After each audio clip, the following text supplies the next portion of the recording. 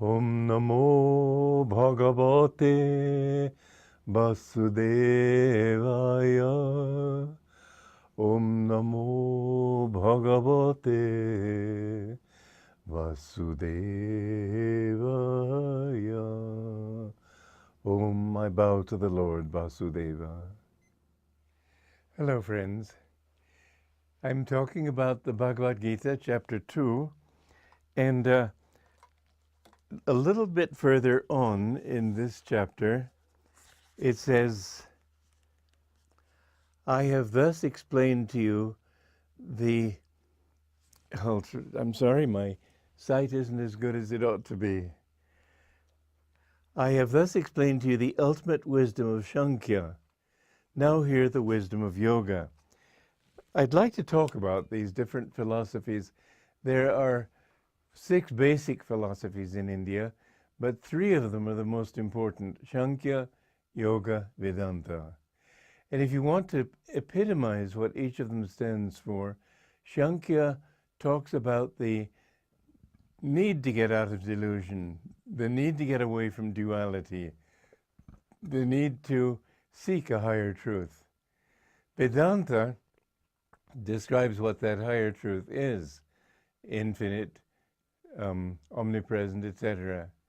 And yoga tells you how to get there. Most people think of these as conflicting philosophies, but they're not. They're all part of a basic system. We must understand that the Bhagavad Gita was born in a very ancient tradition. The Vedas are thousands and thousands of years old.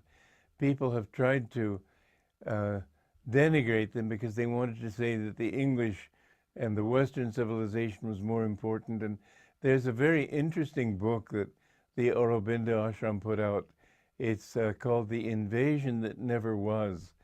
And the whole idea of the people in India being an Aryan invasion and the Dravidians and so on, this is an absolute myth.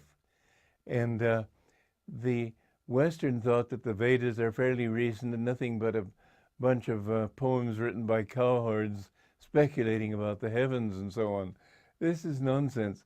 Sri Aurobindo wrote some very insightful books on the subject.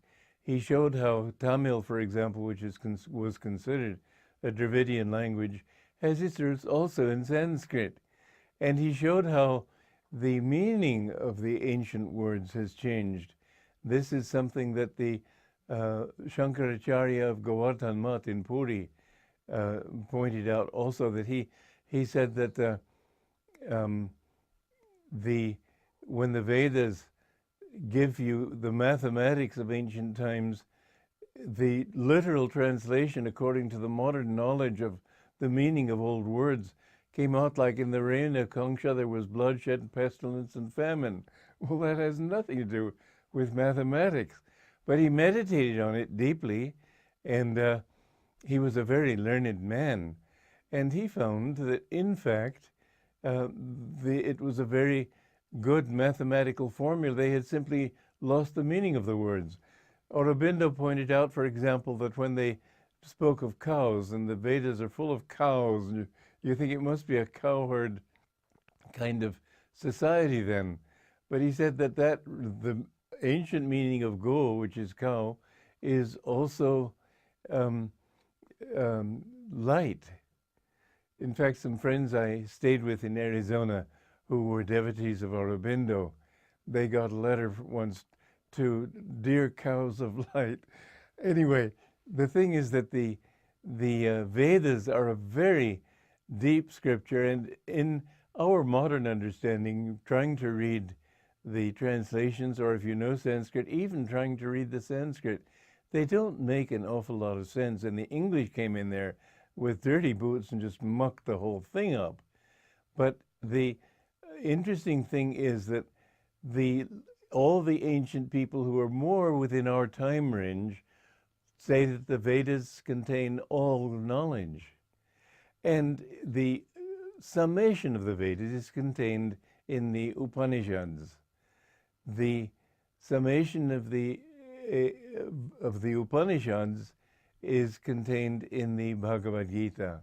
So the Bhagavad Gita, in essence, teaches the entire range of Indian philosophy. And therefore, in some of these chapters in the beginning where he's talking about the Sankhya philosophy, he's sort of chopping it up a little bit. It's not one long logical sequence. For example, in the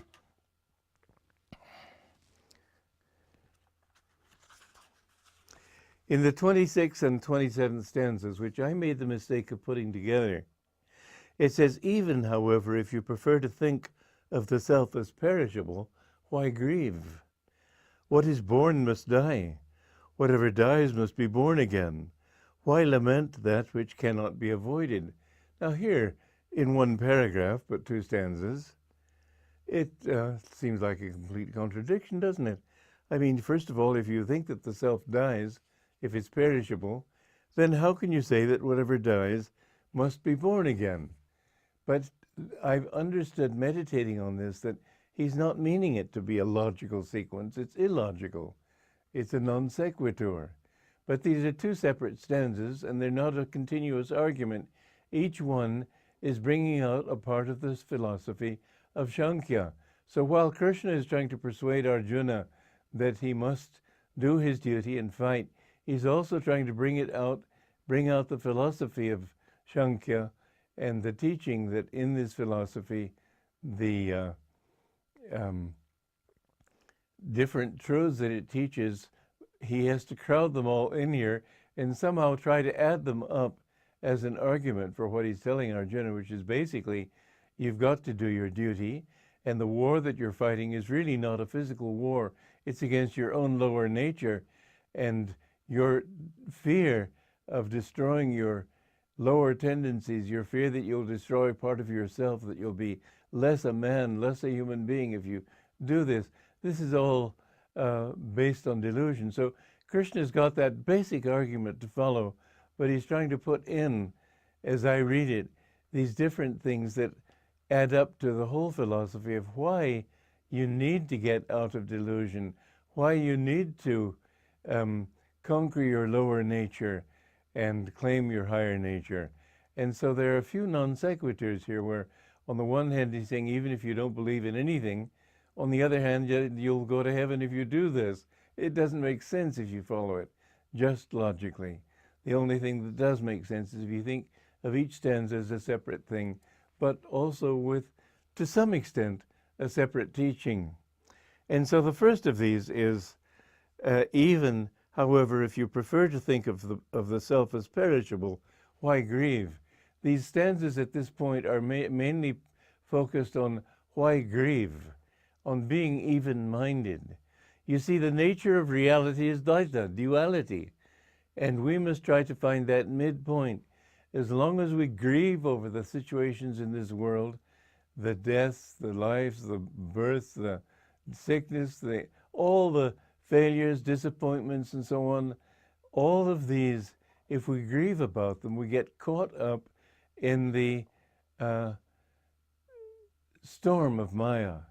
So what Krishna is saying here, first of all, is calm your mind. Don't get excited. Just try to do, until your mind is calm, you won't see things as they really are. So he's saying, don't grieve, don't rejoice, just be even-minded in the middle of these 2 opposites. Joy to you.